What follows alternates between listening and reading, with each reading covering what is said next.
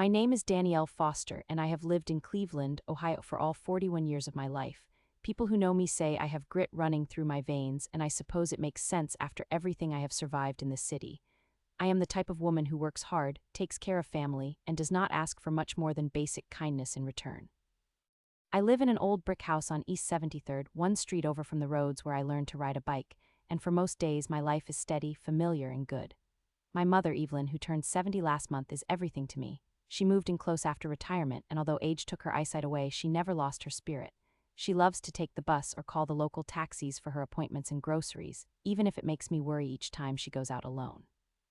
But she says her independence is her pride. I trust her, and until that night I trusted our city's taxi drivers too. It happened on a Tuesday. My phone rang just before 9. When I answered, my mother's voice was small and shaky in a way I had not heard since before her cataract surgeries. She told me a cab driver refused to figure out the address she gave him, left her, blind, 70, confused, in the middle of a dead-end street in the dark, and then vanished after taking her money. She was left in tears, gripping her cane in a neighborhood she did not recognize, her heart pounding, a stranger to the shadows around her. It took her 45 exhausting minutes, with the cold moving deep into her bones, to stumble back to her own front door. I could hear the ache in her words, the feeling of being powerless, and something inside me snapped. No one treated my mother that way without answering to me. When I called the taxi office, their reaction nearly knocked the breath from my lungs. I expected an apology or at least a hint of regret. Instead, the man on the phone spat nastiness at me. He refused to share his name or the driver's name. When I pressed harder, his words turned ugly, full of blame toward my mother for not giving enough detail, full of hostility about how their driver, some man named Kev, could not find her street, even though Cleveland is not exactly a sprawling metropolis. Their office swore at me, then denied picking her up, then suddenly confessed it, only to dump the blame at my mother's feet. Sat-navs, maps, the knowledge of local roads, they had all those tools, and yet they left an elderly blind woman stranded. I hung up the phone, feeling steam rise straight up from my chest. Tears of anger burned in my eyes. I could hear my mother's frightened voice replaying over and over in my head, and I became obsessed with this injustice. I needed to show them that treating people this way had consequences. The official channels, I realized, would get me nowhere. The company protected themselves, refused to cooperate, covered for each other like rats huddling in a flooded basement. So I did what any stubborn daughter would do. I started digging on my own. While the city's lights flickered outside my window, I scrolled through websites, searching for something, any detail, any opening. My mother remembered the driver's name, Kev. I checked social media, running through Facebook profile after Facebook profile. After an hour, I grinned. 3 pages belonging to the taxi company's owner, Kev, the cab driver's own Facebook, even his wife's page. Tucked between smiling selfies and photos of dogs, I learned their children's names, favorite restaurants, and a fair bit about their work schedule. The knowledge felt dangerous in my hands, but I was not interested in hurting innocents. I just needed to show Kev and his boss that they could not forget about Evelyn Foster, not after what they had done. My anger kept me up most of the night, running through ideas. I was furious at how small they made my mother feel, how powerless they made me feel. I wanted revenge that was thoughtful, that would make them understand, not just react in anger. The next morning, Cleveland's sun rose over streets still blue with haze. I started my campaign quietly.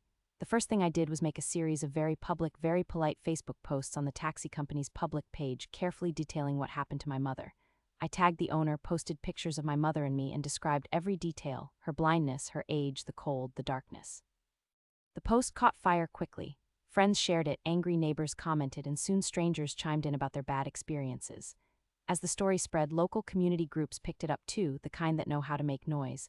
Meanwhile, I collected a digital folder of every post, every call log, every voicemail, and every message. When people began messaging with their own stories of being stranded or insulted by this company, I included those too. Next, I contacted Cleveland's local news tip line. I sent in the story with all my documentation and gently suggested they look into repeat complaints against the company. Within 2 days, a local reporter reached out for an interview. I made sure my mother sat at my side when I calmly told our story for the camera, letting her speak for herself and giving her back the dignity that cab driver and his boss tried to strip away. The backlash was fast and merciless.